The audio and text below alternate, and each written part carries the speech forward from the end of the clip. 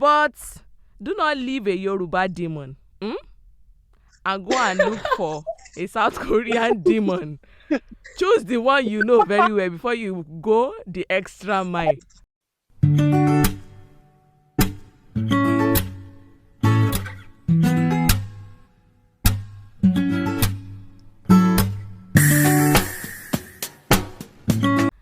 Hi, Chingus, and welcome to another episode of Aniasio Ninja podcast. I've missed you guys. I'm very sure you've missed me too, but I'm back today with a conversation a lot of non-lovers of Korean culture ask. You know, for my entire life, I've been obsessed with watching South Korean television drama or K-drama, listening to K-pop, and learning about the Korean culture in general.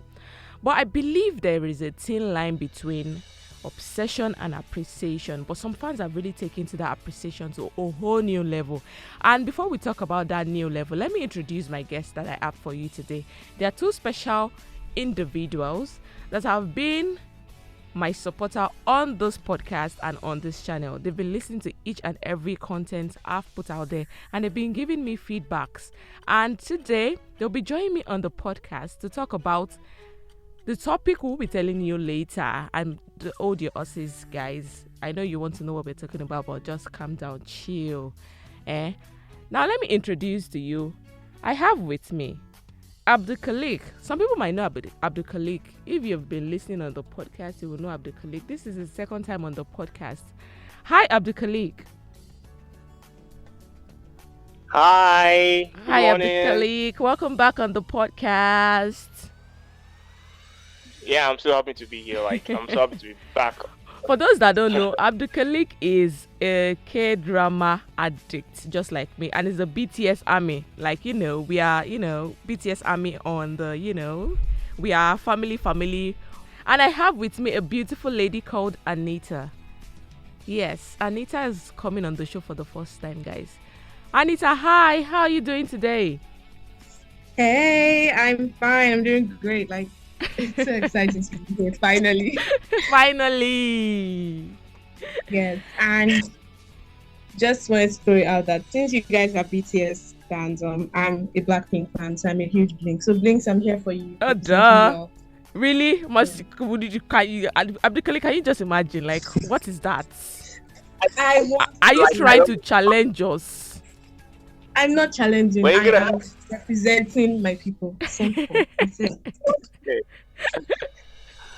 Abdul Khalik and Anita are great lovers of K-dramas and K-pop. As Anita and Abdul Khalik has said, Abdul Khalik is a BTS fan and Anita is a Blackpink fan. But it is all love here, people. We are not fighting. All love. It's all love, please. It's one love. The K-pop family is very large for all of us, and we love K-pop very much. Am I right, guys? Yes, we're a family, huge family. Guys, you heard it, we're a family. So today, guys, I have a very interesting topic, and that's why I called you on the podcast today, because I wanted you guys to talk about it with me. And this topic is something that if you tell a Nigerian or an African that I am a K-drama fan, I am a K-pop fan, the next thing they will tell you is that, is it not the fine boys? It's not because of the fine boys in K-dramas and in K-pop you like it. As a lady, actually, that's what they will tell you first if you tell them. Am I right, Anita? From a lady's point of view, from a lady's perspective. Yeah. That's Very the first thing they will tell you, that it's not the fine boys and the fine girls you like there.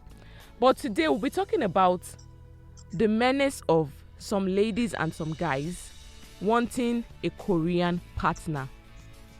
I don't know, do you guys relate with me on this, or am I the only one that think this is an issue right now? Anita, what do you think about this?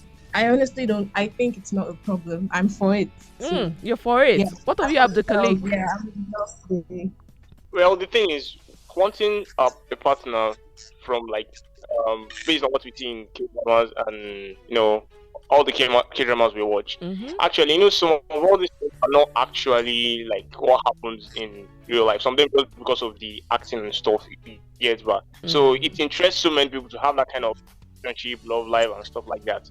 Yeah, so I think that's what makes people want to have partners from Korea and get. No, there's an extent to get back. So when it starts to become toxic, let me use the word toxic or like an obsession. You get that you must get a Korean boyfriend or a Korean girlfriend. Okay, that part is one I'm not in support of. Like you're making like a must. No, no, no. That's not the aspect I'm in support of. But wanting it, yeah, no problem. You get, but making like a must that you must have it. That's the part that and Okay, before we get kind of so alarmed. deep into the conversation, let me give you a background story. So recently I was on Instagram checking through reels, and I stumbled upon a video of a guy and a lady. They were chatting. It's like chatting about Korean content, and the lady was like, oh my god, I want a Korean boyfriend. And the next thing the guy said was that, oh my god, Korean guys are disgusting. They are actually pretenders. They are not who they seem to be. And I was actually shocked, like, okay, what's going on? And after that, I saw like other videos talking about some Korean guys. Don't let's generalize now. Some Korean guys that are not who they seem to be. And another thing is that some people actually go to Korea. We cannot underestimate the appreciation of South Korea right now. Seriously, Yeah. South Korea is a country that everybody wants to go, even if it's for vacation. You want to get to meet K-pop idols, or even That's for their true. cosmetics, their dresses and everything about them. You just want to have a taste of what they are about. Am I right? Yeah, you're very correct. Exactly. Everybody wants to know more about it, even going to the extent of learning their language, learning how to cook their food, things like that. It shows like you really appreciate this culture. But some people actually go to Korea to get a boyfriend, and that is what baffles me. Like, you live, assuming in Nigeria now, ODD Nigerian, you will now tell me that I will leave my father's land, then go to South Korea because I want to find love. Wetin happen to the guys in my own country? So that's how we take the focus of our own conversation from today. What do you think All right. about people leaving their country and going to South Korea for under the guise, let's use it like that, of finding love? Anita, let's start from you, because you said you are for having a Korean boyfriend.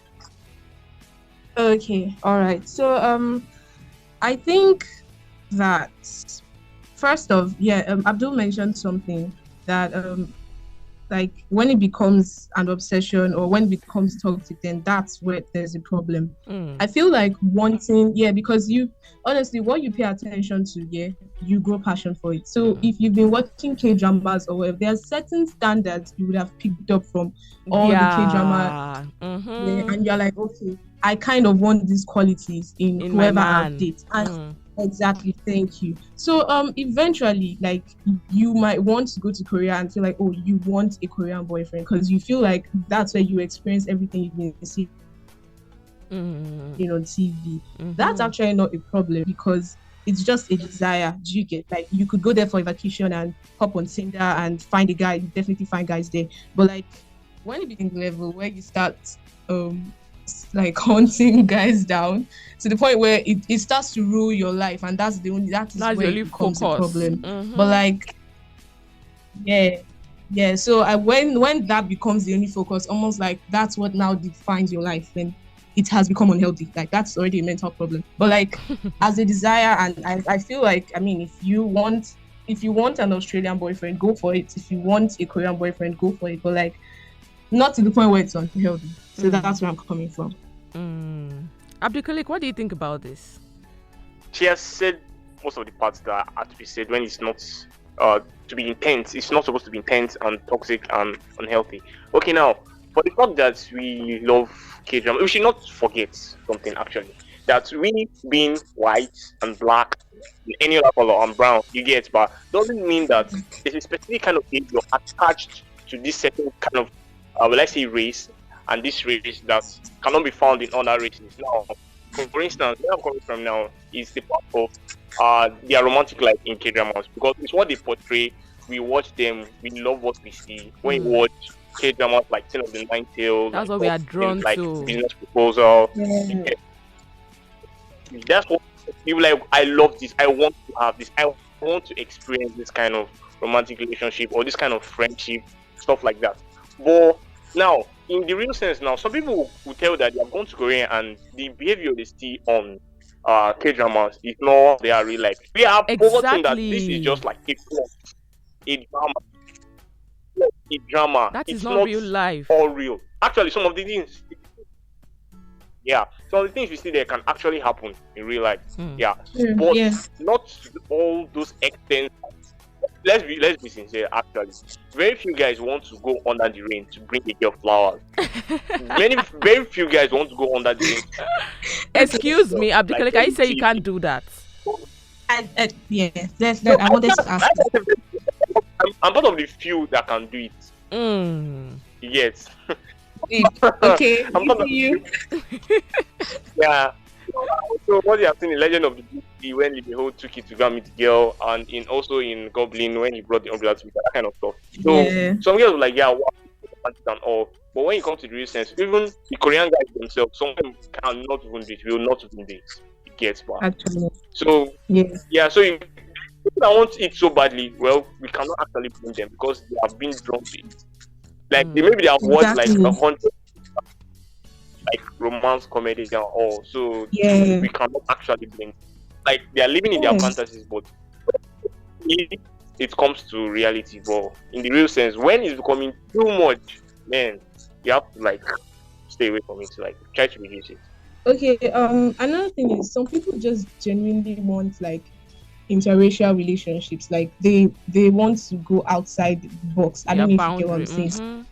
Yeah, the boundaries. Like they feel like, oh, because I'm Nigerian doesn't mean I have to marry a In Nigerian person. Nigeria. And yeah, and I feel like that's one way to connect cultures around the world. Like the world would be a better place if we have more interracial relationships. Let's be honest. We get to like I feel like if someone like yeah, if someone why I'm for it is because I mean it's going to literally change the world. I mean, two cultures coming together, getting to understand each other, like, and there'll be a whole generation after that. So I feel like if a Nigerian girl wants that for herself through Korean men, then she can have it. And if and you know, like that's like a designer, and she has to work towards it. But like, yeah, I don't think that's a problem. So she designed like if she decides to work towards it and she's like, okay, I want to study in Korea, then I'll probably find someone there that I can connect with, and then she starts learning the language. That's a healthy pursuit. Like she's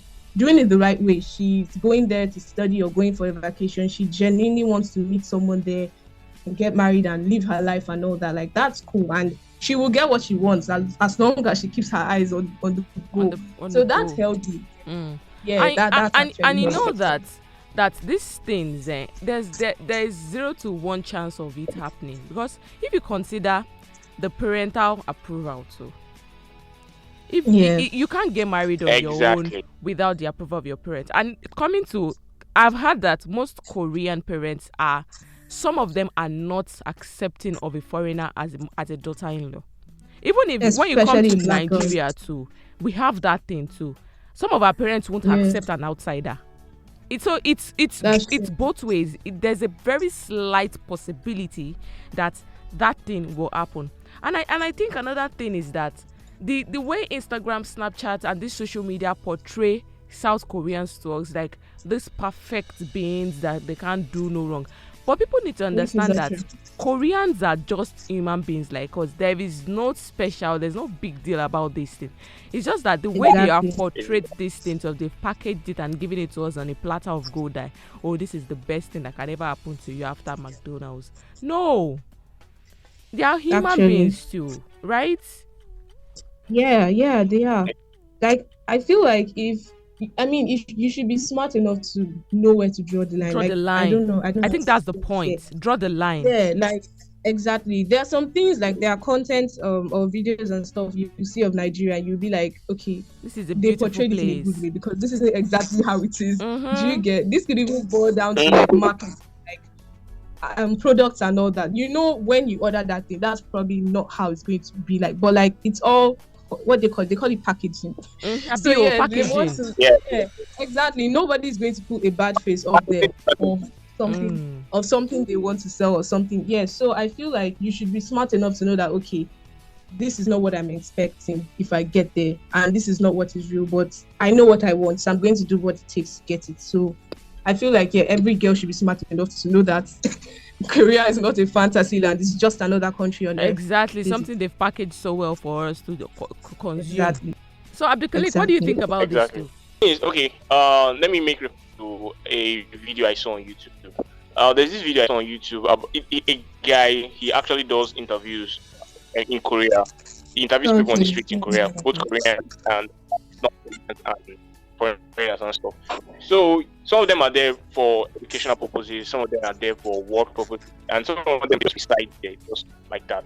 So he asked a few of the guys there that, do you think when you're finding love, Korea is the place to find love? So the guys were like, and the funny thing that most of the guys there were the guys were asking, and they were not like, no, that actually if you are looking for real love, that coming to South Korea, you are not certain that you're going to like on the scale of maybe 1 to 10, it's going to be like probably 0.5 safe.